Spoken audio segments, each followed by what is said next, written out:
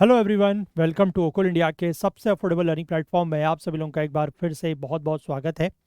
27 दिसंबर 2025 Saturday यानी शनिवार का दिन और इंडियन एक्सप्रेस न्यूज़ एनालिसिस की आईना सीरीज लेकर मैं शांतनु सनवाल एक बार फिर से आपके सामने हाजिर हूँ। तो चलिए शुरू करते हैं। तो आज के न्यूज़पेपर पर चलें उससे पहले मैं आपको एक बार फिर से ये बताना चाहूँगा कि हमारे सभी कोर्सेज पीडीएफ नोट्स और टेस्ट सीरीज़ पर क्रिसमस की सेल चल रही है जिसका लास्ट दिन आज है। और इस सेल के तहत आपको हमारे सभी courses PDF notes test series पर 50% का फ्लैट डिस्काउंट मिल रहा है। तो आपको करना क्या है, हमारी जो वेबसाइट है okul.co उस पर जाएं और वहां से आप किसी भी कोर्स को परचेस करना चाहते हैं, किसी पीडीएफ नोट्स को परचेस करना चाहते हैं, कार्ट में ऐड करें, XMUS50 कोड का यूज़ करें और आपको 50% डिस्काउंट जो है वो मिल जाएगा।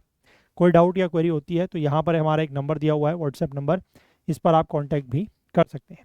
ठीक है, तो ये टेस्ट सीरीज़ जो हमारी है प्रीलिम्स की, इसका हम लोगों ने सेकंड बैच जो है वो नया बैच लॉन्च कर दिया है कि आप में से जो भी लोग अब टेस्ट सीरीज़ स्टार्ट करना चाहें तो उनके लिए फ्रेश बैच है, तो आप लोग इसमें एनरोल कर सकते हैं। और अभी आज अगर आप एनरोल करेंगे तो 50% डिस्काउंट आपको यहाँ पर भी मिलेगा।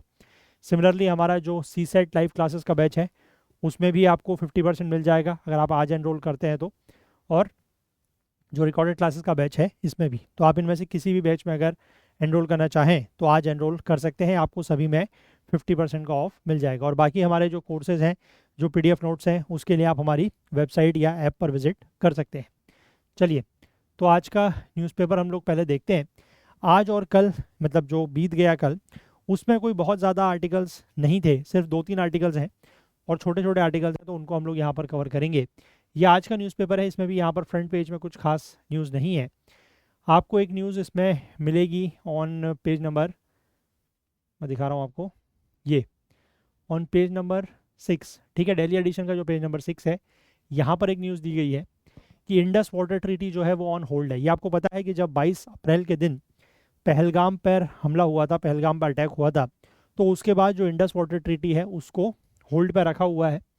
तो यहाँ पर बेसिकली जो चेनाब नदी के ऊपर एक हाइडल पावर प्रोजेक्ट को लेकर यहाँ पर रिकमेंडेशन जो है वो दी गई है। ठीक है, तो इन्वायरमेंट मिनिस्ट्री का जो सेक्टोरल एक्सपर्ट अप्रेजल कमेटी है ऑन हाइडल प्रोजेक्ट्स, इसने रिकमेंडेशन दिया है, recommended clearance for the 260 megawatt Dulhasti stage 2 project. ठीक है, याद रखिएगा, दुलहस्ती स्टेज 2 प्रोजेक्ट 260 मेगावाट का है और किस नदी के ऊपर बन रहा है, that is on Chenab river. ठीक है, चेनाब रिवर, और कहाँ पर है, जम्मू कश्मीर के किश्तवाड़ जिले में। ठीक है, इस प्रोजेक्ट को जो है वो NHPC के द्वारा डेवलप किया जाएगा और इसकी जो एस्टिमेटेड कॉस्ट है वो लगभग आप कह सकते हैं कि 3300 करोड़ रुपए के आसपास है। इससे पहले की अगर हम एक प्रोजेक्ट की बात करें, जो दुलहस्ती 1 है, वो 390 मेगावाट का प्रोजेक्ट है। It is run of the river scheme. ठीक है, run of the river scheme का मतलब आपको पता होगा कि ऐसा हाइड्रो पावर प्रोजेक्ट जिसके लिए कोई डैम वगैरह नहीं बनाना पड़ता, कि जो पानी नदी का बह रहा है उसी का इस्तेमाल करके बिजली बनाई जाती है, that is known as run of the project. तो ये जो 390 मेगावाट का दुलहस्ती 1 प्रोजेक्ट है, ये run of the river scheme है और इसको 2007 में NHPC के द्वारा कमीशन किया गया था। अब ये जो दुलहस्ती 2 है, ये बेसिकली क्या करेगा, वहाँ पर एक डैम बना हुआ है, उसके बारे में आपको बताऊंगा। ये उसी डैम को और जो उसका रिजर्वॉयर है, ठीक है, और power intake of the stage 1 project, जो स्टेज 1 प्रोजेक्ट का पावर वहाँ से बन रहा है, उसका वो इस्तेमाल करेगा। और पानी कहाँ से मिलेगा इसको, दैट इज मरुसुडार रिवर। ठीक है, मरुसुडार रिवर बेसिकली चेनाब रिवर की एक ट्रिब्यूटरी है। ये भी याद रखिएगा कि मरुसुडार रिवर, ये एग्जाम में क्वेश्चन पूछा जा सकता है, इसलिए मैं डिटेल में आपको बता रहा हूँ कि मरुसुडार रिवर जो है वो चेनाब रिवर की एक ट्रिब्यूटरी है ना। और जो पकाल दुल प्रोजेक्ट है, उसका जो रिजर्वॉयर वगैरह बना हुआ है, उसी का इस्तेमाल ये दुलहस्ती 2 में किया जाएगा। ठीक है, अब वैसे हमें ये चीज़ पता है कि जो इंडस वाटर ट्रीटी है 1960 की, उसके अकॉर्डिंग जो चेनाब बेसिन का पानी है वो शेयर किया जाता है बिटवीन इंडिया एंड पाकिस्तान। ठीक है, और मैंने आपको बताया कि ये जो ट्रीटी है, ये 22 अप्रैल के दिन जब पहलगाम अटैक हुआ था, उसके बाद से इस ट्रीटी को होल्ड पर रखा गया है। इस ट्रीटी के अंतर्गत पाकिस्तान को पानी मिलता है इंडस, झेलम और चेनाब का। ठीक है, जो वेस्ट फ्लोइंग रिवर्स हैं, मतलब जो वेस्टर्न रिवर्स हैं, उसका इंडस, झेलम और चेनाब और झेलम का। ठीक है, और इंडिया को जो है वो पानी मिलता है ब्यास, रावी और सतलुज का। और जब से ये इंडस वाटर ट्रीटी को होल्ड पर रखा गया, तो उसके बाद केंद्र ने ये करा है कि जितने भी इंडस बेसिन में, है ना, जितने भी प्रोजेक्ट्स हैं उनमें काम तेज कर दिया, जैसे कि सवालकोट, रातले, बरसर, पकाल दुल, क्वार, कीरू, है ना, किरथाई 1 और 2। ठीक है, अब ये जो दुलहस्ती 2 हाइड्रो इलेक्ट्रिक प्रोजेक्ट है, इसमें ये प्लान किया गया है to utilise surplus water to be diverted from the Marusudar. मैंने आपको बताया कि जो ये मरुसुडार रिवर है ना, जो ये पकाल दुल पावर हाउस से जो इसका मतलब एक्स्ट्रा पानी है उसका इस्तेमाल किया जाएगा ये दुलहस्ती 2 के लिए। ठीक है, तो यहाँ पर आपको ये चेनाब रिवर दिख रही है। ठीक है, और चेनाब रिवर में यहाँ पर दुलहस्ती 1 है और यहाँ पर जो है वो दुलहस्ती 2 रहेगा। ठीक है, बात क्लियर है। अब यहाँ पर एक चीज़ और भी दी गई है कि चेनाब बेसिन में ऑलरेडी 3 ऑपरेशनल प्रोजेक्ट्स हैं। वहाँ पर 3 ऐसे प्रोजेक्ट्स हैं चेनाब के ऊपर जो ऑलरेडी चल रहे हैं। एक है 390 का मेगावाट का वही दुलहस्ती 1 किश्तवाड़ में, एक है 890 मेगावाट का बगलीहार एट रामबन, और एक है 690 मेगावाट का सलाल एट रियासी। ठीक है, और अदर प्रोजेक्ट्स जो चेनाब के ऊपर अंडर कंस्ट्रक्शन है वो कौन कौन से हैं? रातले प्रोजेक्ट है 850 मेगावाट का, कीरू है 624 मेगावाट का, और क्वार है दैट इज 540 मेगावाट्स का। तो ये सारे के सारे प्रोजेक्ट्स याद रखिएगा, these are on Chenab river. 3 operational हैं, बाकी जो है वो अंडर कंस्ट्रक्शन है ना। तो क्वेश्चन आपसे यहाँ पर पूछा जा सकता है डेफिनेटली, क्योंकि ये क्वेश्चन 2 तरीके से इंपॉर्टेंट हो जाता है। मतलब एक तो ये इस हिसाब से, है ना, और दूसरी बात ये जो पहलगाम अटैक के बाद ये आपका ये इंडस वाटर ट्रीटी को होल्ड पर रखा गया है, तो उसके बाद की वजह से भी ये इशू जो है वो इंपॉर्टेंट होता है। तो यहाँ से भी क्वेश्चन पूछा जा सकता है। ठीक है, तो इसको आप लोग ध्यान रखेंगे। चलिए इसके बाद आगे बढ़ते हैं। एक छोटी सी न्यूज़ और है, फिर हम लोग कल के जो 1-2 आर्टिकल्स हैं वो देखेंगे। यहाँ पर ये लिखा गया है कि proud moment, Gujarat regains tiger state status after 33 years. ठीक है, 33 साल के बाद ऐसा हुआ है कि गुजरात में एक टाइगर जो है वो देखा गया है, और इसके बाद इसीलिए इसको टाइगर स्टेट का दर्जा वापस मिल गया। टाइगर स्टेट का मतलब है ऐसे राज्य जहाँ पर हमारे देश में टाइगर हैं। ठीक है, वैसे अगर आप ऑफिशियली देखें तो टाइगर स्टेट ऑफ इंडिया माना जाता है एमपी को, मध्य प्रदेश को, क्योंकि पूरे देश में सबसे ज़्यादा टाइगर जो है वो कहाँ पर हैं? एमपी में। ठीक है, 2022 का जो लास्ट सेंसस हुआ था उसके अकॉर्डिंग ये डेटा है। अभी 2025 और 26 में भी सेंसस होना है, उसके बाद फिर हमें डेटा एग्जैक्टली पता लगेगा। ठीक है, लेकिन सबसे ज़्यादा जो है वो मध्य प्रदेश में है, सेकंड नंबर पर कर्नाटक में है, तीसरे नंबर में उत्तराखंड में है। ठीक है, तो टाइगर स्टेट का दर्जा इसको इसलिए मिल गया है क्योंकि यहाँ पर वापस से एक टाइगर जो है वो देखा गया है। ठीक है, तो यही चीज़ यहाँ पर लिखी है, इसको हम लोग ज़रूर देखेंगे कि Gujarat has regained is status as tiger state after 33 years. ठीक है, जो एनटीसीए है that is national tiger conservation authority, उसने कंफर्म किया है presence of tiger in the Ratan Mahal wild life sanctuary. ठीक है, सेंट्रल गुजरात में जो है रतन महल वाइल्ड लाइफ सेंचुरी है, वहाँ पर इस टाइगर को देखा गया है। ठीक है, और साथ ही साथ अब जो नेशनल टाइगर सेंसस होगा उसमें भी गुजरात को इंक्लूड किया गया है। ठीक है, यहाँ पर यह भी बताया गया है कि Gujarat is the only state in India to host 3 big cats. ठीक है, 3 बिग कैट्स यहाँ पर पाई जाती हैं, 3 बिग कैट्स की प्रजातियाँ। 1 is lion that is Asiatic lion, एक है टाइगर जो ये आपका बंगाल टाइगर है वो, और एक लेपर्ड। ठीक है, ये तीनों प्रजातियाँ यहाँ पर पाई जाती हैं। इंडिया का सिर्फ ओनली स्टेट है, इंडिया का एकमात्र ऐसा राज्य है, ओनली स्टेट है जहाँ पर ये तीनों स्पीशीज ऑफ बिग कैट पाई जाती हैं, that is lion, tiger and leopard. ठीक है, इससे पहले 1989 में 1989 में जब टाइगर सेंसस हुआ था तो यहाँ पर टाइगर के कुछ पग मार्क्स जो है, पग मार्क्स मतलब जो पंजे के निशान होते हैं वो देखे गए थे, लेकिन कोई टाइगर नहीं देखा गया था। ठीक है, इस बार भी वही हुआ कि पहले पग मार्क्स देखे गए, फिर उसको मतलब देखने के लिए, उसकी प्रेजेंस को ढूंढने के लिए जो कैमरास वगैरह लगाए गए थे उनकी संख्या बढ़ाई गई, और फिर उस कैमरे में भी टाइगर अब देखा गया है। ठीक है, तो 1989 में पग मार्क देखे गए थे लेकिन टाइगर नहीं देखा गया था। उसके बाद 1992 की जो टाइगर सेंसस हुई थी उसमें बेसिकली गुजरात को जो है वो हटा दिया गया था, और उसका जो टाइगर स्टेट का स्टेटस है वो भी खत्म हो गया था। इसीलिए बताया गया है कि 33 साल बाद, यानी कि 1992 से 33 साल के बाद गुजरात को वापस से जो है वो टाइगर स्टेट का दर्जा मिल रहा है। और यहाँ पर जो टाइगर है वो डिटेक्ट किया गया है, या उसकी प्रेजेंस डिटेक्ट की गई है, कहाँ पर? That is the Ratan Mahal wild life sanctuary. ठीक है, इस बात को भी आप लोग याद रखिएगा। और इससे रिलेटेड मैं आपको, मैंने हालांकि वो टेलीग्राम पर आज सुबह ही शेयर किया है आप लोगों के साथ, है ना, इसको आप लोग एक बार ज़रूर देख लेना। मुझे ये साइट मतलब थोड़ा सा अच्छी लगी, है ना। इसमें टाइगर सेंसस जो 2022 का हुआ है उसके बारे में डेटा दिया गया है कि 3 राज्य जहाँ पर सबसे ज़्यादा टाइगर्स हैं इंडिया में, मध्य प्रदेश, कर्नाटक और उत्तराखंड। ठीक है, इसके बाद कहाँ कहाँ पर पाए गए हैं, ये 2022 की सेंसस है, हालांकि अब पुरानी हो गई है, लेकिन फिर भी क्योंकि ये कंटेक्स्ट में आया है तो क्वेश्चन पूछा जा सकता है। ठीक है, अब 2018 और 2022 के टाइगर सेंसस को यहाँ पर कंपेयर किया गया है कि किस में क्या डिफरेंस आया है।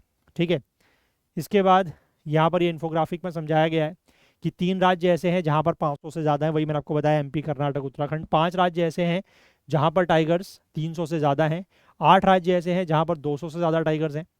ठीक है, और states with more than 100% tiger population growth compare to 2006 census, 2006 की सेंसस के कंपैरिजन में 100% से ज़्यादा जहाँ पर टाइगर की पॉपुलेशन में ग्रोथ हुआ है वैसे 8 राज्य हैं। ठीक है, टाइगर पॉपुलेशन केरला में जो है वो 2006 के सेंसस के बाद से 313% बढ़ा है। मिजोरम और मणिपुर है ये। ठीक है, मिजोरम और मिजोरम लिखा हुआ, आई थिंक मिजोरम में नागालैंड है ये। ठीक है, ये नीचे दिया हुआ है कि यहाँ पर कोई भी टाइगर जो है वो स्पॉट नहीं किया गया है, और टोटल टाइगर की पॉपुलेशन 24% बढ़ी है पिछले यानी 2018 के सेंसस से कंपैरिजन में। ठीक है, तो हो सकता है कि आप लोगों का जब तक एग्ज़ाम होगा, मतलब मई के महीने में, वैसे चांसेस कम है, क्योंकि जहाँ तक मैं पढ़ रहा था कि अप्रैल के आसपास ये टाइगर सेंसस होगी, तो इसका डेटा आने में ये second half of the next year में ही आएगा। ठीक है, तो तब तक आप लोगों के लिए यही इंपॉर्टेंट है जो 2024 का सेंसस है ना, 2022 का जो सेंसस है। ठीक है, स्टेट वाइज यहाँ पर दिया गया है सारा कुछ डेटा, ये सब कुछ पढ़ने की ज़रूरत नहीं है। ठीक है, maximum tiger population Madhya Pradesh, Karnataka, Uttarakhand, Maharashtra और तमिलनाडु। ठीक है, जहाँ पर सबसे ज़्यादा टाइगर की ग्रोथ हुई है वो बताया गया है। टाइगर रिजर्व जहाँ पर सबसे ज़्यादा टाइगर हैं ये उत्तराखंड के जिम कॉर्बेट में सबसे ज़्यादा टाइगर है, इस तरीके से बताया गया है। ठीक है, इसके बाद कुछ फैक्ट्स एंड फिगर्स, यहाँ पर ये जो बताया गया था कुछ टाइगर रिजर्व्स हैं वहाँ पर टाइगर नहीं है, और नो टाइगर्स और found in Nagaland and Mizoram. ठीक है, जो ऊपर मिजोरम लिखा है वो मिजोरम एंड नागालैंड है। ठीक है, तो ये सारे की जो इन्फॉर्मेशन है वो थोड़ा सा आप लोग पढ़ सकते हैं। यहाँ पर कुछ टाइगर रिजर्व्स के नाम दिए गए हैं जहाँ पर 10 से भी कम टाइगर रिजर्व बचे हुए हैं। ठीक है, 10 से भी कम टाइगर बचे हुए हैं।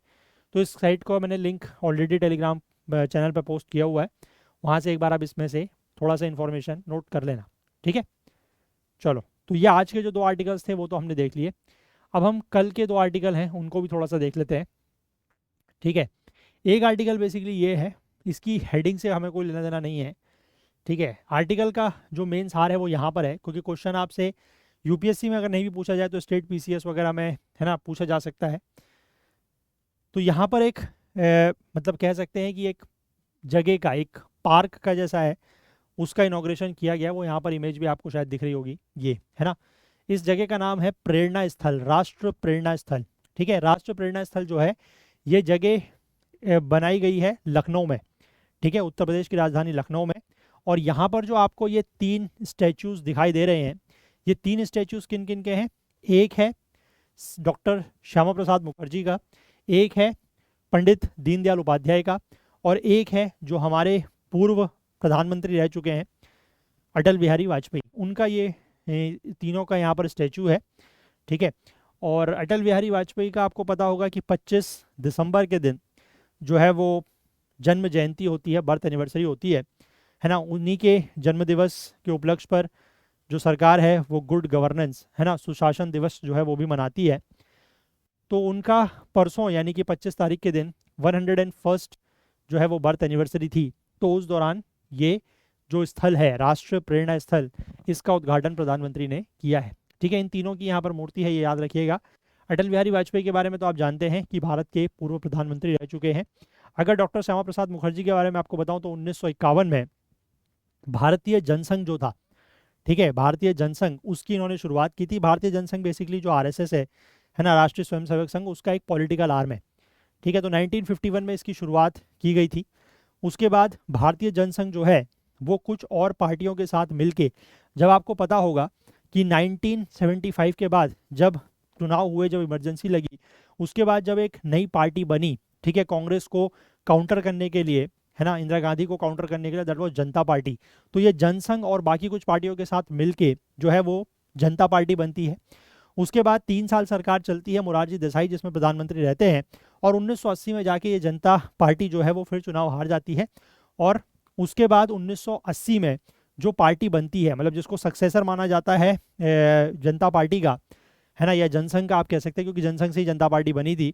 तो उस पार्टी बनती है 1980 में, वो होती है भारतीय जनता पार्टी, बीजेपी। ठीक है, जो आज की प्रेजेंट आप कह सकते हैं कि गवर्नमेंट में सबसे बड़ी जो पार्टी है that is BJP, Bharatiya Janata party, वो 1980 में बनी है। ठीक है, उसके फॉर्मेशन में आपके जो ये हैं अटल बिहारी वाजपेयी हैं, इनका काफ़ी प्रोमिनेंट रोल माना जाता है। डॉक्टर दीनदयाल उपाध्याय का रोल माना जाता है। डॉक्टर श्यामा प्रसाद मुखर्जी का रोल जो है वो 1951 में जो आरएसएस का ये बना था भारतीय जनसंघ, उसमें रोल था, क्योंकि 1953 में तो इनकी डेथ हो गई थी। और जो आरएसएस है इसकी शुरुआत हुई थी 1925 में। ठीक है, 1925 में जो ये थे हेडगेवार, के बी हेडगेवार, केशव बलिराम हेडगेवार जिनको कहते हैं, उन्होंने ये संस्था बनाई थी 1925 में। ठीक है, तो आई होप ये थोड़ा सा इस चीज़ को आप लोग ध्यान रखिएगा, क्वेश्चन पूछा जा सकता है। ठीक है ना। वैसे तो खैर लास्ट ईयर एक क्वेश्चन आई थिंक यूपीएससी ऐसा पूछ चुका है ना, लीडर्स और पार्टीज को लेकर। और वो हम लोगों ने जब लास्ट ईयर मतलब 2024 में जब इलेक्शन ईयर था, तो एक ऐसा ही सीरीज बेसिकली पूरी इंडियन एक्सप्रेस में चल रही थी जिसमें सारे जनरल इलेक्शंस कवर किए गए थे, तो वहाँ पर हमने वो चीज़ें देखी थी। ठीक है, फिलहाल एक और छोटी सी न्यूज़ है, वो भी अगर मैं आपको बताऊं, ये है बस खाली इमेज है यहाँ पर, लेकिन मैं थोड़ा सा इसके बारे में आपको बताऊंगा। ये जो इमेज आपको यहाँ पर दिख रही है, यहाँ पर बेसिकली आपको राष्ट्रपति दिख रही हैं, है ना, ऑनरेबल प्रेसिडेंट द्रौपदी मुर्मू दिख रही हैं, और बाकी यहाँ पर आपको वाइस प्रेसिडेंट और कुछ और प्रोमिनेंट डिग्नेटरीज दिखाई दे रहे हैं। ये बेसिकली कार्यक्रम चल रहा है राष्ट्रपति भवन में, मतलब चल रहा था, परसों ये कार्यक्रम हुआ था। और इस दौरान जो संथाली लैंग्वेज है, ठीक है, जो संथाली भाषा है, उस पर कॉन्स्टिट्यूशन, उस पर जो संविधान है वो यहाँ पर रिलीज हुआ है। ठीक है, कि कॉन्स्टिट्यूशन, हमारे संविधान को संथाली भाषा में भी लिखा गया है और वो यहाँ पर रिलीज किया गया इस कार्यक्रम के दौरान। ठीक है, अब संथाली लैंग्वेज के बारे में अगर हम बात करें तो Santhali is one of the 22 languages that are mentioned in the 8th schedule of the constitution. ठीक है, हमारे संविधान की जो 8वीं अनुसूची है जिसमें 22 भाषाओं का मेंशन है, उल्लेख है, उनमें से संथाली जो है वो एक लैंग्वेज है। ठीक है, तो इसके बारे में मैं यहाँ से अगर आपको एक सवाल मैं आपसे पूछता हूँ, उसके बाद में थोड़ा सा आपको इसके बारे में और इन्फॉर्मेशन दूंगा। सवाल पहले मेरा ये है कि आप मुझे ये बताइएगा कि जो 22 भाषाएं हैं, 22 ऑफिशियल लैंग्वेजेस हैं, ठीक है, ये आप कह सकते हैं जो 22 लैंग्वेजेस हैं, ये ऑफिशियल नहीं कहेंगे, इनको शेड्यूल्ड लैंग्वेजेस कहेंगे। जो 22 शेड्यूल्ड लैंग्वेज है उनमें से किस भाषा में अभी तक संविधान नहीं बना है? ठीक है, संविधान नहीं बना है, या आप कह सकते हैं कि संविधान जो है वो ट्रांसलेट नहीं हुआ है। ठीक है, वो आप मुझे कमेंट सेक्शन में बताइएगा। मैं फिलहाल आपको यहाँ पर जो 8th शेड्यूल को लेकर कॉन्स्टिट्यूशनल प्रोविजंस हैं, ये पीडीएफ मैंने मिनिस्ट्री ऑफ होम अफेयर्स की वेबसाइट से ली है। इसमें यहाँ पर ये लिखा गया है कि जो 8th शेड्यूल है उसको लेकर जो कॉन्स्टिट्यूशनल प्रोविजंस हैं वो 2 आर्टिकल्स में मेंशन है प्रोमिनेंटली। एक है 334 का 1 और एक है 351। ठीक है, अब 334(1) में क्या लिखा गया है कि प्रेसिडेंट जो है वो एक कमीशन बनाएंगे, एक आयोग बनाएंगे on expiry of 5 years from the commencement of this constitution. यानी कि संविधान जब से बना है ना, तब से 5 साल के अंदर, ऑन एक्सपायरेशन ऑफ 5 years, यानी कि 5 साल पूरे होने के बाद राष्ट्रपति जो है वो एक कमीशन बनाएंगे, और उसके बाद हर 10 साल के बाद एक कमीशन बनाया जाएगा। ठीक है, उस कमीशन में एक चेयरमैन होंगे और बाकी ऐसे मेंबर्स होंगे जो कि 8th शेड्यूल में जो लैंग्वेजेस दी हैं उनको रिप्रेजेंट करते होंगे। ठीक है, और ये जो कमीशन होगा ये क्या करेगा, ये प्रेसिडेंट को रिकमेंडेशंस देगा for the progressive use of Hindi for official purposes of the union, कि यूनियन के जो आधिकारिक काम है उनके लिए हिंदी के प्रोग्रेसिव यूज को लेकर रिकमेंडेशंस देगा। ये इस कमीशन का काम रहेगा। ठीक है, इसके बाद आर्टिकल 351 में दिया गया है कि कॉन्स्टिट्यूशन में कि it shall be the duty of the union. ठीक है, ये यूनियन की ड्यूटी होगी to promote the spread of Hindi language, to develop it so that it may serve as a medium of expression for all the elements of the composite culture of India, and to secure its enrichment by assimilating without interfering with its genius the forms, style and expressions used in Hindustani and the other languages of India specified in the 8th schedule, and thereby and by drawing wherever necessary or desirable for its vocabulary primarily on Sanskrit and secondary languages on other languages। मतलब ये basically article 351 जो है वो बात करता है कि ये यूनियन की जिम्मेदारी है कि हिंदी लैंग्वेज का जो है वो प्रमोशन करें। ठीक है, समझ गए बात। अब यहाँ पर जो 8th शेड्यूल में आपको लैंग्वेजेस दिख रही हैं, these are the total 22 languages जो कि 8th शेड्यूल में मेंशन है। इनमें से जो 14 लैंग्वेजेस हैं, ठीक है, जब शुरुआत में संविधान बना था तो 14 लैंग्वेजेस को जो है वो इसमें शामिल किया गया था। इसके बाद 3 बार अमेंडमेंट होके इसमें ये लैंग्वेजेस को ऐड किया गया है। ठीक है, इसमें सिंधी लैंग्वेज जो है वो एक्ट हुई है 1967 में। 1967 का जो अमेंडमेंट था that was 21st amendment act, इसको याद रखिएगा, 21st अमेंडमेंट एक्ट ऑफ 1967, और उससे जो भाषा यहाँ पर जोड़ी गई है दैट इज सिंधी। ठीक है, इसके बाद 3 लैंग्वेजेस और जोड़ी गई। 1992 में एक अमेंडमेंट होता है 71st अमेंडमेंट, और इसके तहत 3 भाषाएं जोड़ी गई that is Konkani, Manipuri and Nepali. ठीक है, इसके बाद 2003 में एक और संशोधन होता है दैट इज 92nd अमेंडमेंट। याद रखिएगा 92nd अमेंडमेंट। मैं अगर चाहे तो आपके लिए यहाँ पर थोड़ा सा लिख भी देता हूँ, आप लोग इसको नोट कर लेना। ठीक है, ये जो 67 वाला है जिसमें सिंधी को ऐड किया गया है, ठीक है, ये अमेंडमेंट है 21st। ठीक है, 21st अमेंडमेंट ऑफ 1967 जिसमें सिंधी को ऐड किया गया है। इसके बाद 3 भाषाएं और ऐड की गई that is Konkani, Manipuri and Nepali. इसको ऐड किया गया 1992 में, यह अमेंडमेंट है 71st अमेंडमेंट। ठीक है, और इसके बाद जिन 4 भाषाओं को ऐड किया गया, मतलब पहले 14 थी, फिर सिंधी 15th हुई, फिर ये 3 ऐड की गई तो 18 हुई। इसके बाद 4 भाषाएं और ऐड की गई दैट इज बोडो, डोगरी, मैथिली और संथाली। ठीक है, इनको ऐड किया गया है 2004 में। वैसे ये जो अमेंडमेंट है जिनमें ये 4 भाषाओं को ऐड किया गया है, ये अमेंडमेंट है 92nd अमेंडमेंट ऑफ 2003। ठीक है, हालांकि संसद ने उसको 2003 में पास कर दिया था, बट ये जो 2004 है ये इसलिए लिखा गया है क्योंकि प्रेसिडेंट से एसेंट मिला है, और जो ये कॉन्स्टिट्यूशन अमेंडमेंट एक्ट 1992 जो 92 का जो कॉन्स्टिट्यूशन अमेंडमेंट एक्ट है, ये बेसिकली जो गैजेट ऑफ इंडिया होता है, भारत का जो राजपत्र होता है, उसमें जो डेट लिखी गई है वो है 4 जनवरी 2004 की। ठीक है, तो इसीलिए इसको माना जाता है कि 2004 से ये है, बट ये जो अमेंडमेंट का ईयर है वो याद रखिएगा डेट इज 2003। ठीक है, तो ये मैंने आपको बता दिया, इसको भी आप लोग थोड़ा सा याद रखिएगा, है ना। और इसके बाद यहाँ पर ये लिखा गया है कि एट प्रेजेंट ऐसी डिमांड है कि 38 मोर लैंग्वेजेस को इस शेड्यूल में ऐड किया जाए। ठीक है, और वो 38 लैंग्वेजेस जो हैं वो यहाँ पर, इनमें से ज़्यादातर हालांकि जो है वो लैंग्वेजेस कम है, डायलेक्ट ज़्यादा है।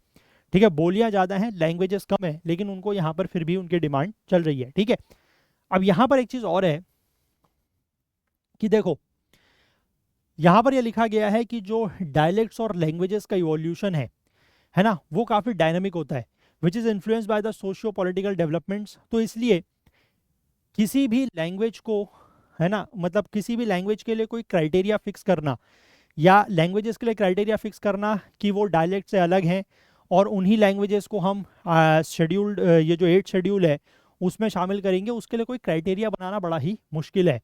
ठीक है, तो यहाँ पर बेसिकली 2 बार ऐसा प्रयास किया गया है, 2 बार 2 कमिटी बनी है। एक है पावा कमेटी 1996 की, और एक कमेटी है सीताकांत मोहपात्रा। ठीक है, ये 2 कमेटी बनी है 1996 और 2003 में। ये कमेटी इसलिए बनाई गई थी कि कोई ऐसा क्राइटेरिया बनाया जाए कि किस तरीके से या कौन सी भाषाओं को 8th शेड्यूल में शामिल कर सकते हैं, बट इनसे कुछ हल निकला नहीं। ठीक है, मतलब ये क्राइटेरिया कुछ ऐसा दे नहीं पाए, तो इसीलिए बात वही है कि 8th शेड्यूल में भाषाओं को रखने के लिए क्या कोई क्राइटेरिया फिक्स नहीं है। ठीक है, तो government is conscious of the sentiments and requirements for the inclusion of other languages in the 8th schedule, और इसीलिए वो जो रिक्वेस्ट हैं उनको, जो ये सेंटिमेंट्स हैं लोगों के, उनको ध्यान में रख के, और जो डायलेक्ट्स का इवोल्यूशन हो रहा है इनटू द लैंग्वेज और widespread use of language, इन सबको ध्यान में रख के जो सरकार है वो क्या करती है, किसी भी लैंग्वेज को 8th शेड्यूल में शामिल करती है। बट ये ध्यान रखिएगा कि 8th शेड्यूल में किसी भी भाषा को ऐड करने के लिए कोई भी फिक्स्ड क्राइटेरिया नहीं है। ठीक है, आई होप आप बात समझ गए। ठीक है, क्लियर है बात। चलिए, तो ये वाला PDF भी मैं शेयर कर दूंगा, इसको भी आप लोग देख लेना। और यहाँ पर मैंने जो आपको ये अमेंडमेंट्स के ईयर बताए हैं, कौन कौन सा अमेंडमेंट है, किस में कौन सी भाषा ऐड हुई है, वो भी आप लोग नोट कर लेना। ठीक है, चलो, तो यही बेसिकली छोटे छोटे आर्टिकल्स थे, कुछ कल के और आज के मिला के, जो हमने यहाँ पर कवर कर लिए। जाने से पहले मैं आपको एक बार फिर से बता दूं कि अगर आप CSET लाइव क्लासेस में हमसे जुड़ना चाहते हैं तो उसका ऑप्शन भी यहाँ पर अवेलेबल है। अगर रिकॉर्डेड क्लासेस देखना चाहते हैं तो वो भी ऑप्शन अवेलेबल है। और ये जो 2026 के लिए ये है टेस्ट सीरीज़ है करंट अफेयर्स और जनरल स्टडीज़ की, इसका एक नया बैच हम लोगों ने लॉन्च कर दिया है। सिर्फ 51 टेस्ट उसमें आपको मिलेंगे ओनली एट 599 रुपीज़। और अगर आप आज ही एनरोल करते हैं तो इस पर भी आपको 50% डिस्काउंट मिल जाएगा। ठीक है, बाकी मैंने आपको बताया कि हमारे जितने भी courses, PDF notes, test series हैं, सभी में आपको 50% डिस्काउंट मिलेगा। आज तक ये सेल है, आज रात तक।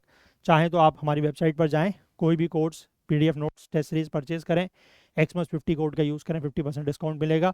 कोई भी क्वेरी या डाउट होती है तो ये जो नंबर दिया गया है इस पर आप कॉन्टैक्ट कर सकते हैं व्हाट्सएप के थ्रू। ठीक है, चलिए तो आज के लिए इतना ही रखते हैं। अगर आपको सेशन पसंद आया हो तो लाइक ज़रूर करें, ज़्यादा से ज़्यादा शेयर करें। आपके जो भी डाउट्स हैं, जो क्वेरीज हैं, वो आप कमेंट कर सकते हैं। चैनल को अभी तक आपने सब्सक्राइब नहीं किया तो वो ज़रूर कर लें, बेल आइकन प्रेस करना ना भूलें ताकि वीडियोस की नोटिफिकेशन आपको ऑन टाइम मिल सके। हाईलाइटेड आर्टिकल्स के लिए आप हमारा करंट अफेयर्स ओकुल टेलीग्राम चैनल जरूर ज्वाइन करें। इसका लिंक आपको नीचे डिस्क्रिप्शन में मिल जाएगा, या फिर आप इसको टेलीग्राम में करंट अफेयर्स ओकुल सर्च करके भी ज्वाइन कर सकते हैं, या इस QR कोड को स्कैन करके भी ज्वाइन कर सकते हैं। तो चलिए आज के लिए इतना ही, बाकी कल को फिर से मिलेंगे इंडियन एक्सप्रेस न्यूज़ एनालिसिस की आईना सीरीज़ के साथ। तब तक के लिए अपना बहुत बहुत ध्यान रखें। Please do take care of yourself. Thank you, have a nice day, bye bye.